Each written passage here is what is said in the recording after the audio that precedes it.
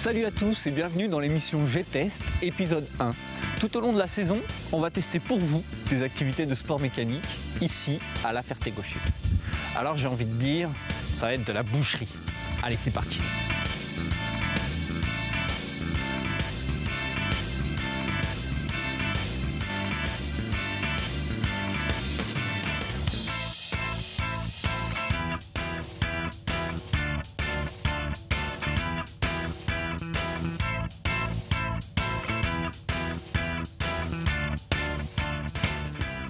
Pascal, salut.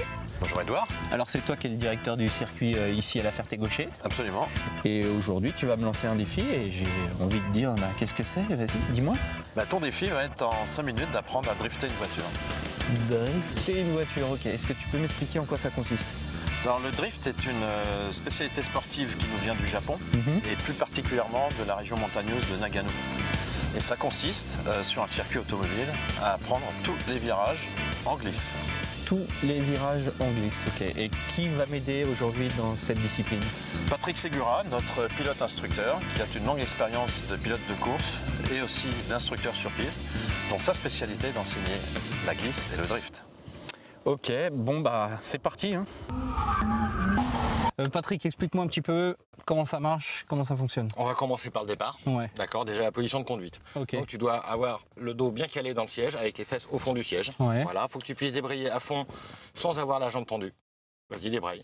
Là, t'es pas mal. Il faut que tu puisses toucher le haut du volant avec le début de la paume du poignet. Voilà. Voilà, comme ça c'est pas mal. Là on est bien, les mains 9h15. Ouais. Voilà, normalement elles ne bougent plus, sauf en cas de contre-braquage, mais ça on verra après.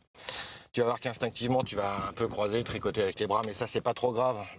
Après c'est l'expérience qui fera que tu prendras les bonnes habitudes. Le but de l'opération pour déclencher un dérapage, c'est de faire un transfert de charge. C'est-à-dire que tu vas arriver en freinant fort jusqu'au moment où tu vas braquer. Là tu vas garder un tout petit peu les freins de manière à créer une perte d'adhérence au niveau du train arrière. Comme tu en appuies sur l'avant, tu auras de l'adhérence sur l'avant et pas sur l'arrière. D'accord. Une fois que tu sens la voiture qui vient, là tu vas reprendre les gaz, mais pas brutalement, plutôt de façon assez progressive. Ouais, j'ai vu que c'était un peu violent, il y a quand même 300 chevaux, donc voilà, ça peut venir assez violemment. D'accord. Donc au départ, tu vas être en retard sur le volant, mais ça c'est normal. Ensuite tu vas apprendre à le gérer petit à petit, d'accord. On va travailler là-dessus. Le geste qui sauve, si jamais tu sens que la voiture elle part trop et que tu n'arrives pas à la rattraper, tu ne cherches pas à rattraper, tu te mets debout sur les freins jusqu'à l'arrêt complet. D'accord? Pas de problème. Si on sent que ça vient, si tu m'écoutes, il n'y a aucun souci, tu vas voir que ça va venir assez vite. Si tu ne m'écoutes pas, on va mettre un peu plus de temps. Ok, d'accord. Ça roule. Donc sois un bon élève et tu verras que ça va marcher. Ok. On va se faire plaisir. Tu me montres un peu comment ça se passe? On va faire 2-3 tours et puis. D'accord, pas de problème.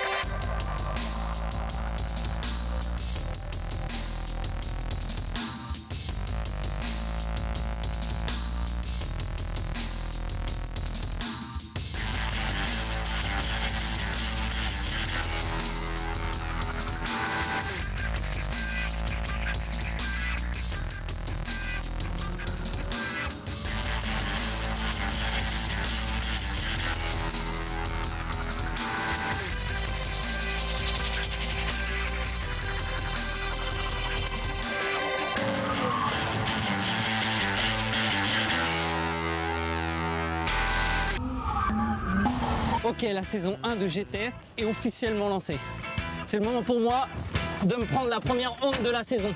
Mais comme ça, après, je pourrais dire le drift pour vous, G-Test. Accélère la 2 tout de suite, plus à l'intérieur. Voilà. Là, tu freines et accélère. Freine.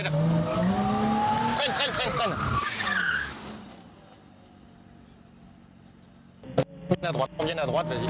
Allez, reste accéléré. Les roues droites, tu freines et accélère. Freine. Prends bien à droite. Là, tu freines. Voilà. Pas mal.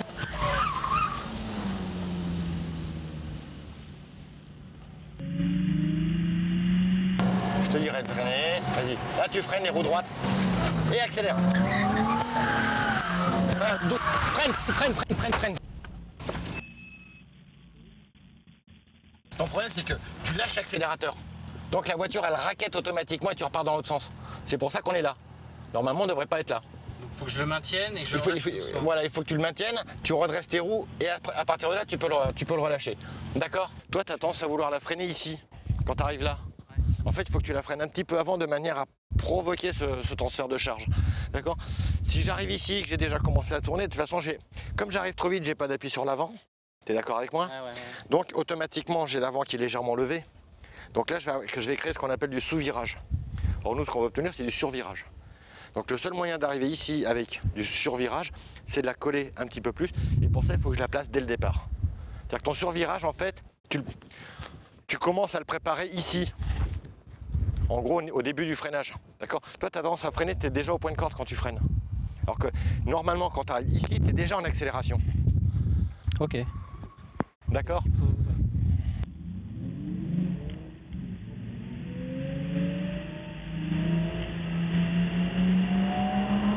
Là, tu lâches tout et accélère. Regarde, voilà. Là, tu lâches tout et accélère. Regarde, voilà.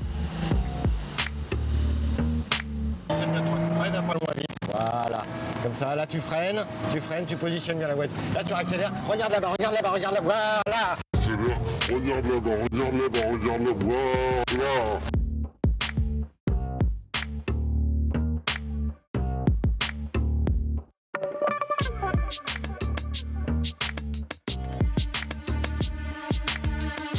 Maintenant, c'est du kilométrage et de l'entraînement, c'est tout.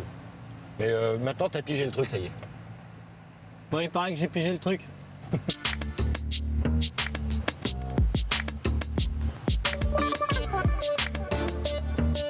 Ah ben voilà, c'est terminé. Ok, bah Patrick, je te remercie beaucoup. Bah écoute, c'est moi qui te remercie, j'ai passé un très bon moment avec toi, t'es un bon élève, franchement c'était très sympa. Je te remercie beaucoup, c'était un pur moment. Bah écoute, heureux de t'avoir fait plaisir et heureux de t'avoir vu progresser aussi. Ok, bah maintenant on va aller voir Pascal qui va nous expliquer un petit peu les modalités pour faire du drift. Félicitations Edouard. Bah de rien. T'as réussi ton challenge. Ouais, j'ai fait ce que je pouvais. Bah ouais, en 5 minutes, faire ce qu'un drifter apprend une journée, c'est pas mal, sur 3 virages bien passés. C'est un bon début, je pense que ça y est, tu rentres, t'as mis un pied dans les drifters. Bah, je te remercie. Pascal, dis-moi, les modalités, où et comment drifter?